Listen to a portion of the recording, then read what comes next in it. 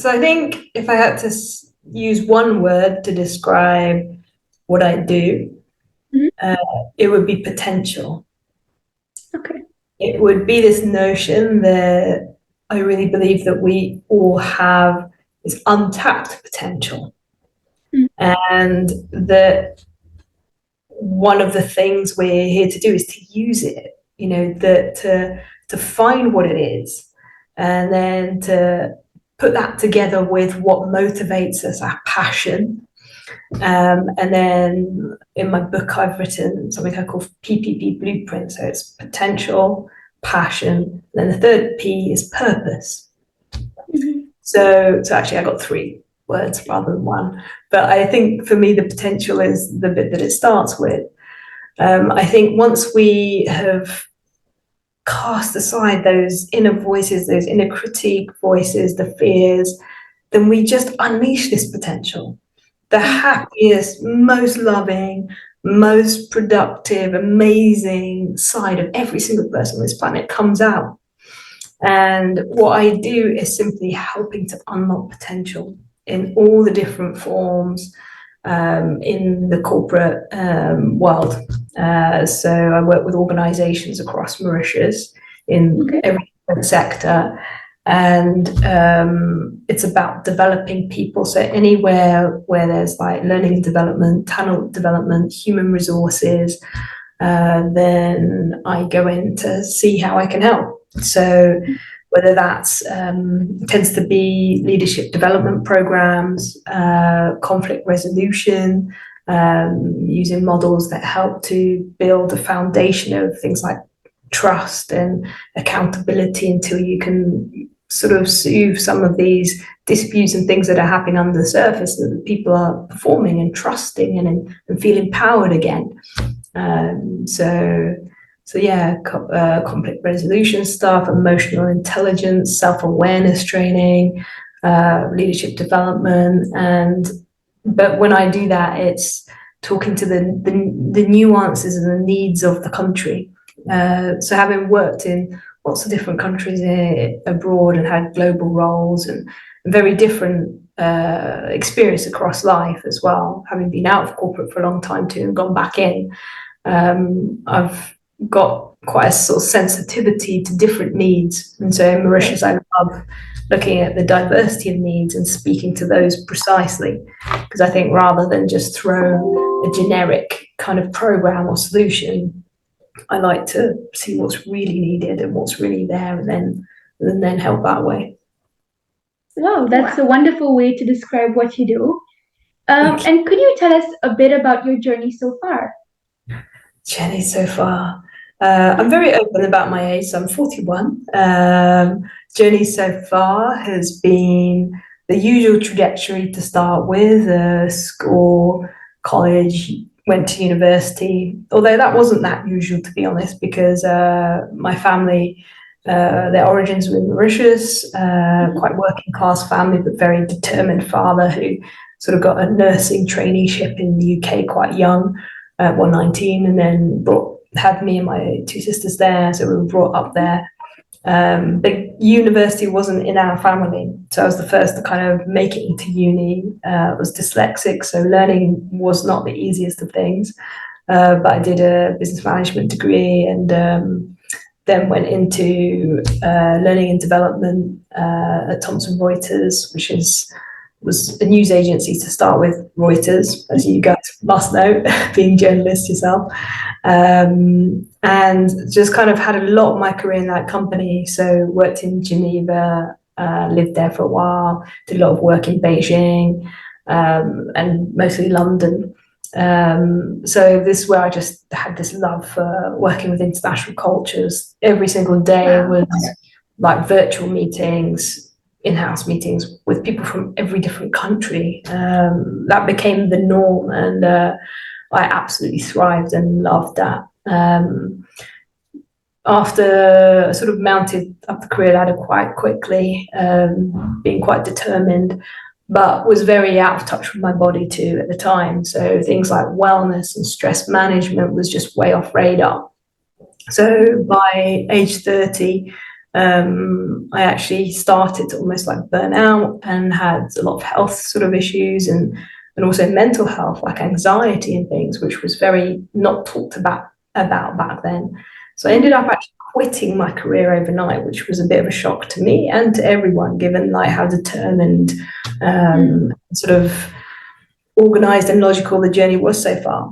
And then I took time out. I did a lot of therapy, learned a lot about the origins of what brings us to that state of stress and where my kind of limiting beliefs came from. So it was an incredible time of introspection and healing. Backpacked around the world with my husband, but also got physically ill from viruses that caught so physically ill that I was in like Roswell Hospital for a while in a really critical position. Flew back to England and was actually disabled for a good few months. And went then down this completely different life track. So I said no to lots of medications that were making me more ill and listened to what my body needed, discovered meditation, and started to use really powerful visualization tools to see myself better again and to listen to my body, and started to go down this nutritional track of healing my body from the inside. And along that road, went down this path of becoming a yoga and meditation teacher. So I spent a month in an ashram in America and just went deep into the philosophies and the tools and the techniques of 5,000-year-old self and personal transformation. So literally transformed myself in a month, and came back to London and wanted to have children. So I started to visualize that. And in about a month, I was pregnant and had the first daughter. When I got told that I couldn't really have kids because my body was too imbalanced. But through this process of a month, actually got into balance using these like ancient basic techniques. And so had the first, had the second as well, using similar techniques. But in that time, I was very much in family mode and wanted just to dedicate my time to the babies and the kids. And so I did just more, I never stopped coaching almost throughout the whole time. So I did a lot of like career coaching, but then also personal transformation workshops. So I was doing a lot of stuff for free and just bringing together all the tools I'd learned that helped me and running them at like yoga centers, meditation centers, even a cancer charity for a while, holistic cancer charity, and just sharing the tools. And then I knew that I wanted to come to Mauritius. I didn't know exactly why, but I just knew I wanted to do work here, where my family are originally from, where those self-beliefs were, where I saw there was so much potential. And so 3 days before COVID, we landed in Mauritius with a 7-month-old and a 3-year-old. And yeah, the journey started from there for Mauritius. So that was a few years again of lockdown, babies, little kids.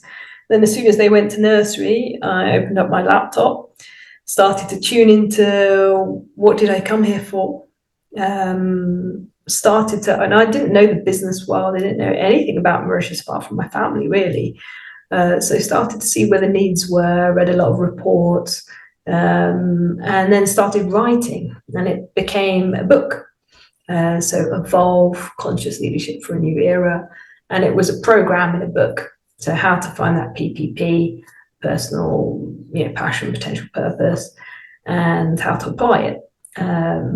After I did the book, I launched it at the Hennessy with Finlay Celeste and Eddie Boissaison and Eddie Joicas and people in different sectors of HR space and politics and media and then a whole audience full of people who were just interested in that sort of thing. So it was an amazing experience for me because I had, when a friend, PR consultant who had made a training said you should launch a book, or I kind of thought, well, I only know my family, and then somehow within weeks there's 130 people in the audience. So it was for me it really was like, wow, it's like a memorable day of 11th of May last year, launching really my career into Mauritius and into this new phase of whatever the future was going to bring. And since then, it's just not stopped. It's been absolutely amazing. I've met so many people in Mauritius, done so many different pieces of training, coaching, and consultancy. And it's been, yeah, just really, really incredible experience so far. Wow. Oh, that's incredible. What a wonderful journey, Thank full you. of ups and downs, but you figured it out and now you're in a wonderful place. Yeah, you've Yes, been through so many amazing experiences, but also some terrifying ones, but you've ended up in a really great place, as you said, and that's amazing. yeah. I mean, I think this is everyone's journey, really. I think sometimes my experiences seem quite big on the outside when I share them with people, but to me, humans all have the same set of emotions. And what can seem not as big on the outside may be big for someone on the inside. And those feelings, if someone's gone through loss, change of job, grief, or shifting career, or any of these things, actually go through the same sets of emotions. We all have those ups and downs. And I think one of the things that I love to do is to help people see their strengths and their resilience and their truth through that ups and downs. And I think, as we often get told, it really is true that our biggest lessons are in the failure. So, fail big time, fail humbly, and put your hands up and say, okay, I don't know what to do. And that's when we find a new way. I still am in that place often. I'm like, I get used to this feeling of being way out my comfort zone and learning what trust feels like, to let go and think, if I screw this up, I've done the best I could. I'm human, and that's how I'm going to find the next step. And I think what I've been lucky in finding is always teachers. I seek out people that are better than me in some dimension. I'm fascinated by people who are more smarter than me, or have a personality trait that I admire, and I surround myself by that. And that's where I learn most from. Most is the examples. And if it's not around me, then I'll watch a film about them, or I'll read about them, and because they're always there. Right. Oh, wow. That's very interesting. And what advice do you have for the next generation? So I'm not going to be cliched. I'm going to try and think of actually what comes authentically. So I'll just think for a moment. I think it's know your wisdom, believe in it. I think wisdom is something we see that is reserved for people who are older. Yeah, I think that I've noticed and heard so much wisdom that actually lies in the voices of the young. I think that you guys have grown up in such a different world to what we are seeing and growing up in. I think that you guys have seen the mistakes that we've made. And I think that you know more than you even realize. And we need these novel, brave, in some modes rebellious versions of innovation. Wisdom sometimes comes from experience, but I think trust in the experience that you have had, trust in the knowledge that you have, and know that your voice matters.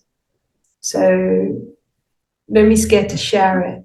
Even if someone feels like they don't listen, if it's important to you, there is someone that wants to hear.